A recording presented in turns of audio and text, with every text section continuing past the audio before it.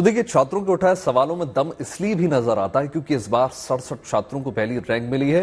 इन 67 में से 44 छात्रों को ग्रेस मार्क्स मिले हैं, जबकि छात्रों का आरोप यह है कि एनटीए ने पहले ग्रेस मार्क्स की जानकारी नहीं दी थी। सबसे बड़ा सवाल तो छात्र ये भी उठा रहे हैं कि कैसे 720 में से 718 या 719 नंबर आ सकते हैं, क्योंकि नीट यूजी का पेपर 720 अंक का होता है।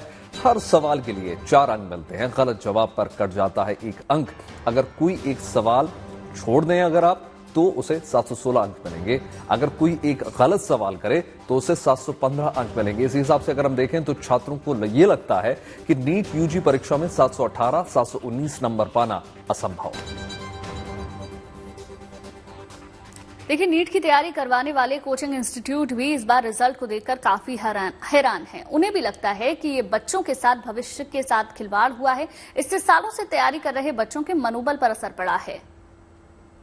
नीट 2024 के एग्जाम में बहुत बड़ा फ्रॉड हुआ है। जिन बच्चों के 570, 580 नंबर आ रहे थे, उनको ग्रेस देके 720 दे दिए गए हैं। कई को ग्रेस देके 550 वाले को 700 दे दिए हैं। जिन बच्चों के ईमानदारी से 650 नंबर आ रहे हैं, उनको कहीं एडमिशन नहीं मिल रहा है। तो एक तो हमारा मुद्दा उसके अराउंड है कि जो पेपर लीक के सीन हुए हैं। एक दूसरा मुद्दा हमारा ये है कि जो एनटीए ने इस बार बिना किसी बेसिस के ग्रेस नंबर अलॉट किया। पिछली हिस्ट्री में कभी नहीं दिया था, इस बार पहली बार ग्रेस नंबर दे रहे हैं। इन दोनों ही चीजों से क्या हुआ है कि जो average score, average cut off है, वो इस बार बहुत ऊपर चला गया है, जो कि नॉर्मल नहीं है। 640 नंबर पे 2021 में बच्चे की 6000 ऑल इंडिया रैंक आती थी। 640 बहुत अच्छा स्कोर था। अगले वर्ष 7000 आई, वो भी अच्छी है। 10,000 आई, चलो वो भी ठीक है, कंपटीशन बढ़ा। इस वर्ष उसी स्कोर 640 पे 40,000 रैंक आ रही है। 10,000 से 40,000, अचानक से 30,000 बच्चे इतना पढ़ने लग गए, मुश्किल है। तो या तो उनके पास पेपर लीक से पेपर था, या तो एनटीए ने जो ग्रेस नंबर दिए, ये नंबर सिर्फ 1563 नहीं है, ये नंबर और ज्यादा है।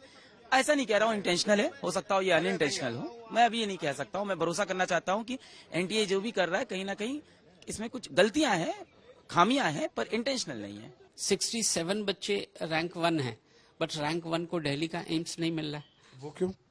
क्योंकि उतनी सीट्स नहीं। मान लो सीट्स 50 हैं और बच्चे 67 हैं, तो कहाँ से हो पाएंगे? दिल्ली का नहीं मिल पाए।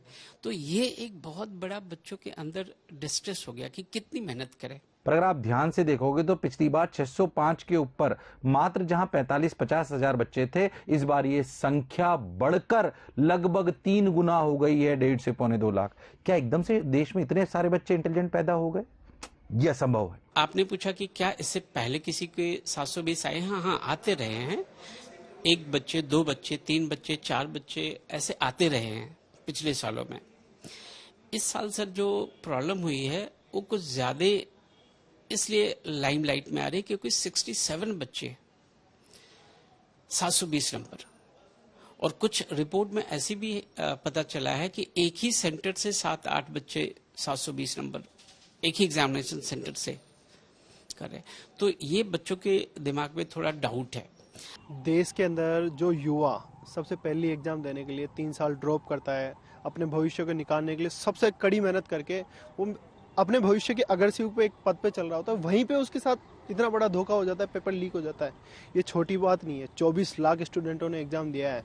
80,000 कॉलेज है पूरे इंडिया के अंदर। 80,000 कॉलेजों के अंदर एडमिशन लेने वाले का भविष्य, ब्यूरोक्रेसी के लोग इतने अच्छे तरीके से बेच रहे हैं, इतने स्मार्ट तरीके से बेच रहे हैं। जिस दिन लोकतंत्र का रिजल्ट आने वाला था, अपनी कमियों को और अपने भ्रष्टाचार को छुपाने के लिए उसी दिन रिजल्ट जारी करते हैं।